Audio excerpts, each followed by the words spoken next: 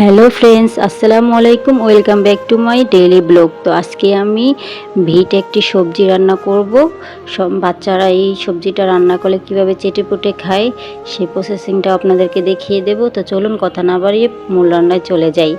এই তো আমি এখানে একটা বিট সবজি কিনে নিয়ে আসছি, আপনারা দেখতেই পারতেছেন। এই সবজিটার কিন্তু অনেক দাম, তো সেই জন্য আমি একটাই নিয়ে আসছি। তো এই সবজিটাকে আমি প্রথমে আপনাদেরকে দেখিয়ে দেব। এই সবজিটা খেলে কি কি উপকারিতা হয় তাও বলে দেব। বিশেষ করে বাচ্চাদের জন্য খুবই খুবই উপকারের একটি সবজি। তো প্রথমে আমি বলে পানি নিয়ে এই ভিটটা আমি ধুয়ে নেব সুন্দর করে, পরিষ্কার করে, যেহেতু মাটি থাকে। এই তো ধুয়ে নিয়েছি। এখন আমি বলে নিয়ে পটিটাও দিয়ে ভিটটাকে সুন্দর করে কেটে নেব। তো এই বিটটা কিন্তু খেলে বাচ্চার শরীরে প্রচুর রক্ত হবে, বিশেষ করে বড়রাও খেতে পারবে, কোনো সমস্যা নেই। অনেকে সবজি বা সালাদ দিয়েও খেতে পারে, আমি তো কাঁচাই খেতে পারি, খুবই দারুণ লাগে। তো আমার বাচ্চা বেশি খেতে চায় না, আমি অর্ধেকটা নিয়ে নিলাম। তো এই তো অর্ধেকটা নিয়ে আমি সুন্দর করে কিন্তু আগেই ধুয়ে তারপরে ছালটা ছেড়ে নিয়েছি। তারপরে এখন এই যে এটা আমি একদম চিকন করে কেটে একদম করে নিলাম, মেশিনের সাহায্যে একদম চিকন হয়েছে। তো এই যে আমি কিছুটা বেঁচেছিল সেটাও আমি খাচ্ছি। খুবই দারুণ একটি সবজি। এই তো এখন আমি সব কি লাগে উপকরণগুলো দেখিয়ে দেব। এখানে আমি কাঁচা মরিচ নিয়ে নেব আর একটা পেঁয়াজ নিয়ে নেব। তো এগুলো আমি কেটে নিয়েছি। তারপরে রান্নায় চলে গেলাম। এই তো কড়াই বসিয়ে দিয়েছি, কড়াইটাও গরম হয়ে আসছে। এখন আমি দিয়ে দিচ্ছি সয়াবিন তেলটা। তেলটা গরম হয়ে আসলে একটু নেড়ে চেড়ে দেব। তারপর 2টা কাঁচা লঙ্কা দিয়ে দিলাম। বাচ্চারা ঝাল খেতে পারে না, চাইলে নাও দিতে পারেন কাঁচা লঙ্কা, কোনো সমস্যা নেই।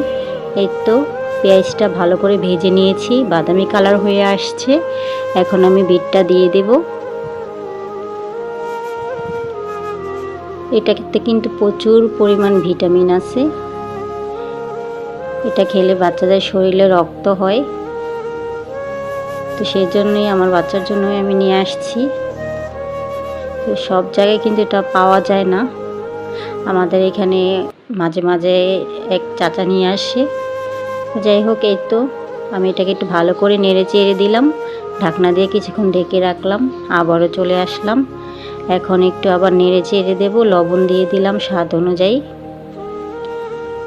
আমি আবার এটাতে এই ভাজিটা আমি 2 রকম করেই ভাজতে পারি। আপনারা চাইলে কালো জিরে দিয়েও ভাজতে পারেন। পেঁয়াজের সাথে 1 চামচ কালো জিরে দিয়ে দিবেন, স্বাদটা আরও দ্বিগুণ হবে, গ্রানটা স্মেলটা অনেক দারুণ হবে।